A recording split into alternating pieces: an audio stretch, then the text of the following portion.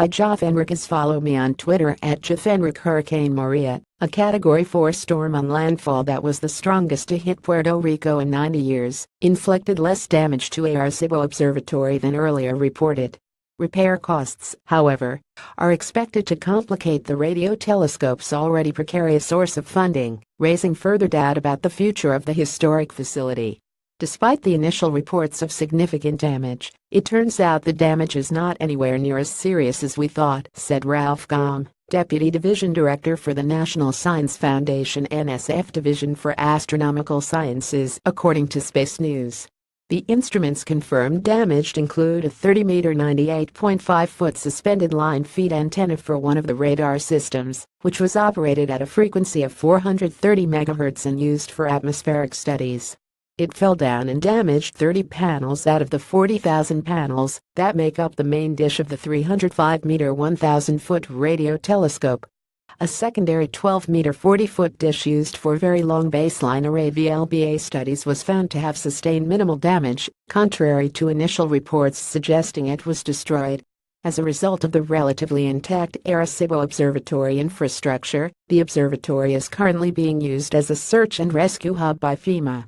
At this time, we cannot predict when research operations at Arecibo Observatory might resume. However, test observations to evaluate performance have begun, said NSF Acting Assistant Director Jim Alvestad.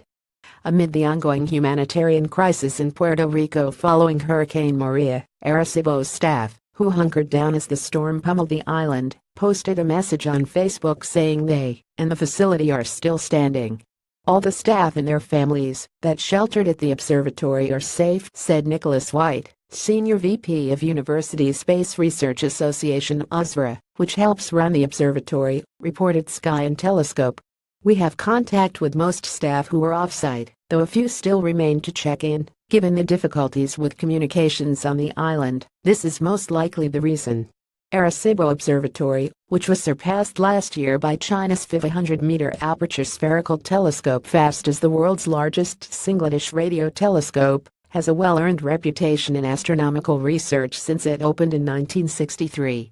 Its list of accomplishments include being the first to find the first planets orbiting other stars, the first to image near-Earth asteroids, the first to find a binary pulsar, and more recently, capturing fast radio bursts. It is best known to the public as part of the Search for Extraterrestrial Intelligence ED program. NSF Acting Director Jim Alvestad told NPR that Arecibo is doing excellent science, but if you look at the overall sweep of things that we're funding, we do have to make choices and we can't keep funding everything that's excellent. According to Space News, NSF wants to taper its spending on Arecibo to $2 million annually over the next 5 years, and has solicited for private entities to take over much of the agency's share in the facility's costs, which run up to $8 million annually. NSF's preferred plan was among those considered in a final environmental impact statement released August 4, which also discussed other options, including divestment, closure, and demolition of the facility, reported Space News. Due to delays brought about by the impact of Hurricane Maria, the agency is expected to come up with a final record of decision sometime in the fall.